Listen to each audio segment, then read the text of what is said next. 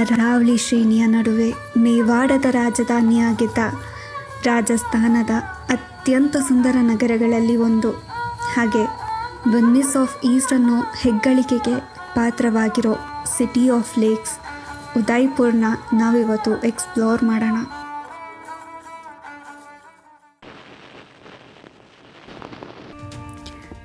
ಮೊದಲಿಗೆ ಈ city of ಲೇಕ್ಸ್ನ ಹೇಗೆ ರೀಚ್ ಆಗೋದು ಅಂತ ತಿಳ್ಕೊಳ್ಳೋಣ.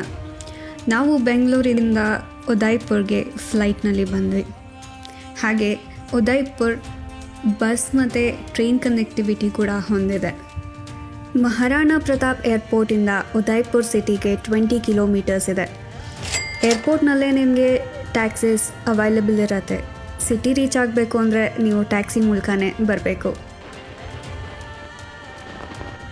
ಉದಯ್ಪುರದ ಹವೇಲಿಗಳು ಅದರ ಶ್ರೀಮಂತ ಇತಿಹಾಸ, ಸುಂದರ ಶಿಲ್ಪಕಲೆ ಮತ್ತು ಸಾಂಸ್ಕೃತಿಕ ಮಹತ್ವಕ್ಕಾಗಿ ಪ್ರಸಿದ್ಧವಾಗಿದೆ. ಸುಮಾರು ಹವೇಲಿಗಳನ್ನ ಇವಾಗ ಹೋಟೆಲ್ ಆಗಿ ಪರಿವರ್ತನೆ ಮಾಡಿದ್ದಾರೆ. ಅಂಥದ್ದೇ ಒಂದು ಹವೇಲಿ ಕಾರೋಹಿ ಹವೇಲಿ.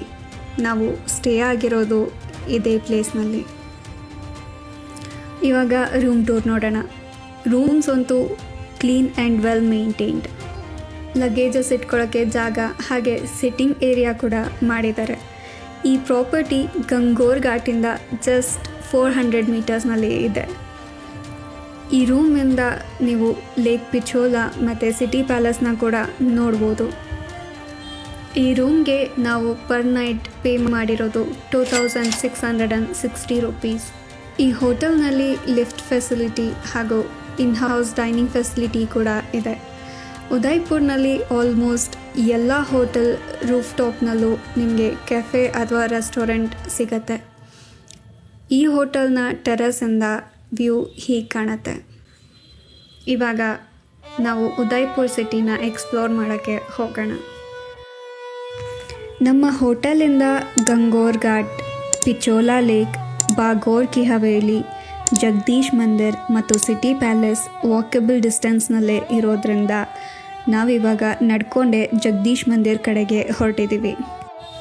ನೀವು ಲೇಕ್ ಪಿಚೋಲಾ ಹತ್ರನೇ ಸ್ಟೇ ಮಾಡಬೇಕು ಅಂದ್ಕೊಂಡಿದ್ರೆ ಲೇಕ್ ಸುತ್ತಮುತ್ತ ಸುಮಾರು ಸ್ಟೇ ಆಪ್ಷನ್ ಕೂಡ ನಿಮಗೆ ಸಿಗತ್ತೆ. ನಾವಿವಾಗ ಜಗದೀಶ್ ಚೌಕ್ನಲ್ಲಿ ಇರೋ ಜಗದೀಶ್ ಮಂದಿರ್ಗೆ ಬಂದಿದ್ದೀವಿ. ಈ ದೇವಸ್ಥಾನದ ಮೂಲ ಮಂದಿರ ತಲುಪೋದಕ್ಕೆ 32 ಮೆಟ್ಲು ಹತ್ತಿ ಹೋಗಬೇಕು. 32ನೇ ಮೆಟ್ಲು ನಂತರ ನಾವು ವಿಷ್ಣುವಿನ ವಾಹನನಾದ ಗರುಡನ ಕೆತ್ತನೆ ಕೂಡ ನೋಡ್ಬೋದು. ಈ ದೇವಸ್ಥಾನವನ್ನು ರಾಜ ಮಹಾರಾಣಾ ಜಗತ್ ಸಿಂಗ್ ಅವರು 1651ರಲ್ಲಿ ಕಟ್ಟಿಸಿರೋದು. ಒಂದು ಕಾಲದಲ್ಲಿ ಬರೀ ರಾಜವಂಶಸ್ಥರಿಗೆ ಮಾತ್ರ ಈ ದೇವಸ್ಥಾನದಲ್ಲಿ ಪೂಜೆ ಮಾಡಿಸೋದಕ್ಕೆ ಅವಕಾಶ ಇತ್ತು. ಆದರೆ ಇವಾಗ ಎಲ್ರಿಗೂ ಆ ಅವಕಾಶ ಕಲ್ಪಿಸ್ಕೊಟ್ಟಿದ್ದಾರೆ. ಸಿಟಿ ಪ್ಯಾಲೇಸ್ನ ಮೇನ್ ಎಂಟ್ರೆನ್ಸ್ ಆಗಿರೋ ತ್ರಿಪೋಲಿಯಾ ಗೇಟ್ ಹತ್ರ ನಾವು 450 ರೂಪೀಸ್ ಎಂಟ್ರಿ ಫೀಸ್ ಕೊಟ್ಟು ಸಿಟಿ ಪ್ಯಾಲೇಸ್ನ ನೋಡೋಕ್ಕೆ ಹೊರಟಿದ್ದೀವಿ. ಈ ಪ್ಯಾಲೇಸ್ ಅಂತೂ ತುಂಬಾ ದೊಡ್ಡದಾಗಿದೆ. ಇದನ್ನು ನೋಡೋಕ್ಕೆ ಕಮ್ಮಿ ಅಂತಂದರೂ 2ರಿಂದ 2.5 ಗಂಟೆ ಟೈಮ್ ಬೇಕಾಗುತ್ತೆ. ನಾವು ಫಸ್ಟ್ ಟೈಮ್ ಈ ಪ್ಯಾಲೇಸ್ನ ವಿಸಿಟ್ ಮಾಡ್ತಿರೋದ್ರಿಂದ ಗೈಡ್ನ ಹೈಯರ್ ಮಾಡ್ಕೊಂಡಿದ್ವಿ. ಈ ಪ್ಯಾಲೇಸ್ನ most of the part museum ಆಗಿ ಕನ್ವರ್ಟ್ ಮಾಡಿ ಪಬ್ಲಿಕ್ಕಿಗೆ ಓಪನ್ ಮಾಡಿದ್ದಾರೆ. ಹಾಗೆ ಇವತ್ತಿಗೂ ಒಂದು ಭಾಗದಲ್ಲಿ ಉದಯ್ಪುರದ ರಾಜವಂಶಸ್ಥರು ವಾಸ ಇದ್ದಾರೆ. ಈ ಪ್ಯಾಲೇಸ್ನಲ್ಲಿ ನೀವು ಶೀಶ್ ಮೆಹಲ್, ರಂಗ್ ಭವನ್, ಮೋರ್ ಚೌಕ್, ಮಾನಿಕ್ ಮಹಲ್, ಕೃಷ್ಣ ವಿಲಾಸ್, ಲಕ್ಷ್ಮೀ ವಿಲಾಸ್ ಚೌಕ್ ಹೀಗೆ ಸುಮಾರಿದೆ ನೋಡುವಂಥದ್ದು.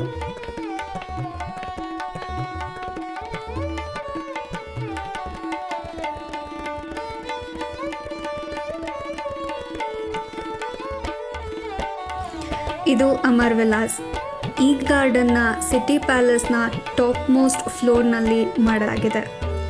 ಇದು ಮುಘಲ್ ಆರ್ಕಿಟೆಕ್ಚರ್ ಇನ್ಫ್ಲುಯೆನ್ಸ್ನ ಹೊಂದಿದೆ. ಇದು ಸಿಟಿ ಪ್ಯಾಲೇಸ್ನ ಬ್ಲೂ ರೂಮ್. ಇದರಲ್ಲಿ ಮಿರರ್ ಮತ್ತು ಇಂಟ್ರಿಕೇಟ್ ಡಿಸೈನ್ಸ್ನ ಮಾಡಲಾಗಿದೆ. ಸಿಟಿ ಪ್ಯಾಲೇಸ್ ನಂತರ ನಾವು ಬಂದಿರೋದು ಗಂಗೋರ್ ಘಾಟ್ ನೋಡೋಕ್ಕೆ.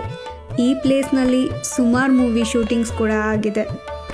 ಹಾಗೆ ಪ್ರೀ ವೆಡ್ಡಿಂಗ್ ಶೂಟ್ಸ್ಗೂ ಈ ಪ್ಲೇಸ್ ತುಂಬಾ ಫೇಮಸ್.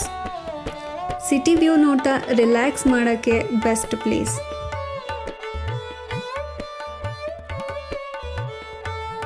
ಗಂಗೋರ್ ಘಾಟಿಂದ ಹೊರಟು lake Pichola municipal boat ride ಪಾಯಿಂಟ್ಗೆ ಬಂದಿದ್ದೀವಿ. ಇದು ಗಂಗೋರ್ ಘಾಟಿಂದ 2.5 ಕಿಲೋಮೀಟರ್ಸ್ ದೂರದಲ್ಲಿದೆ. ಬೋಟ್ ರೈಡ್ಗೆ ನಾವು ಪೇ ಮಾಡಿರೋದು 180 ರುಪೀಸ್ ಪರ್ ಪರ್ಸನ್. ಇದರಲ್ಲಿ ಜಗ್ಮಂದಿರ್ ವಿಸಿಟ್ ಇನ್ಕ್ಲೂಡ್ ಆಗಿರಲ್ಲ. ಈ ಒಂದು ಬೋಟ್ ರೈಡ್ 20 ಮಿನಿಟ್ಸ್ ಇರುತ್ತೆ. ನೀವು ಜಗ್ಮಂದಿರ್ ಮತ್ತು ತಾಜ್ ಲೇಕ್ ಪ್ಯಾಲೇಸ್ನ ಹತ್ತಿರದಿಂದ ನೋಡ್ಬೋದು. ಈ ಬೋಟ್ ಹೌಸಿಂದ ವಾಕಬಲ್ ಡಿಸ್ಟೆನ್ಸ್ನಲ್ಲೇ ದೂದ್ ತಲಾಯ್ ಲೇಕ್ ಮತ್ತು ಕರ್ಣಿ ಮಾತಾ ಮಂದಿರ್ ಇದೆ. ಕರ್ಣಿ ಮಾತಾ ಟೆಂಪಲ್ಗೆ ನೀವು ನಡ್ಕೊಂಡಾದರೂ ಹೋಗ್ಬೋದು, ಇಲ್ಲ ರೋಪ್ವೇ ಮೂಲಕನಾದರೂ ಹೋಗ್ಬೋದು. ನಾವು ರೋಪ್ವೇ ಮೂಲಕ ಹೋಗ್ತಾಯಿದ್ದೀವಿ. ಹೋಗಿ ಬರೋದಕ್ಕೆ ಪರ್ ಹೆಡ್ ನಾವು ಪೇ ಮಾಡಿರೋದು 115 ರುಪೀಸ್. ಉದಯ್ಪುರ್ ಸಿಟಿನ ವಿಸಿಟ್ ಮಾಡೋಕ್ಕೆ ಬೆಸ್ಟ್ ಟೈಮ್ ಅಂತಂದರೆ ಅಕ್ಟೋಬರಿಂದ ಫೆಬ್ರವರಿವರೆಗೆ. ಇಲ್ಲಿ ನಿಮಗೆ ಬಜೆಟ್ ಹೋಟೆಲ್ಸಿಂದ ಮೋಸ್ಟ್ ಲಕ್ಸುರಿಯಸ್ ಸ್ಟೇ ಆಪ್ಷನ್ಸ್ ಕೂಡ ಸಿಗುತ್ತೆ. ಈ ಪ್ಲೇಸನ್ನು ನೀವು ಉದಯ್ಪುರ್ನ ಮೋಸ್ಟ್ ಬ್ಯೂಟಿಫುಲ್ ಸನ್ಸೆಟ್ನ ನೋಡ್ಬೋದು. ಹಾಗೆ ಉದಯ್ಪುರ್ ಸಿಟಿಯ ನೈಟ್ ವ್ಯೂ ಅಂತೂ ಇಲ್ಲಿಂದ ತುಂಬಾ ಅದ್ಭುತವಾಗಿ ಕಾಣುತ್ತೆ.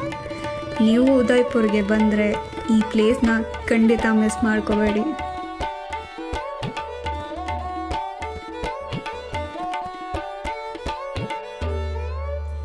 ಕರ್ಣಿ ಮಾತಾ ಟೆಂಪಲ್ನ ನೋಡಿಕೊಂಡು ನಾವು ಬಗೋರಿ ಕಿ ಹವೇಲಿಗೆ ಬಂದಿದ್ದೀವಿ. ಇಲ್ಲಿ ರಾಜಸ್ಥಾನ್ ಕಲ್ಚರಲ್ ಡ್ಯಾನ್ಸ್ನ ನೋಡೋಕ್ಕೆ. ಈ ವಿಡಿಯೋನ ಇಲ್ಲಿಗೆ ಮುಗಿಸ್ತಾ ಇದ್ದೀನಿ. ನಾನು ನಿಮ್ಮನ್ನ ಭೇಟಿ ಆಗ್ತೀನಿ ಮುಂದಿನ ವ್ಲಾಗ್ನಲ್ಲಿ. ಈ ವಿಡಿಯೋ ನಿಮಗೆ ಇಷ್ಟ ಆಗಿದ್ರೆ ಲೈಕ್, ಶೇರ್, ಕಮೆಂಟ್ ಹಾಗೂ ಸಬ್ಸ್ಕ್ರೈಬ್ ಮಾಡೋದನ್ನು ಮರಿಬೇಡಿ. Thank you for watching.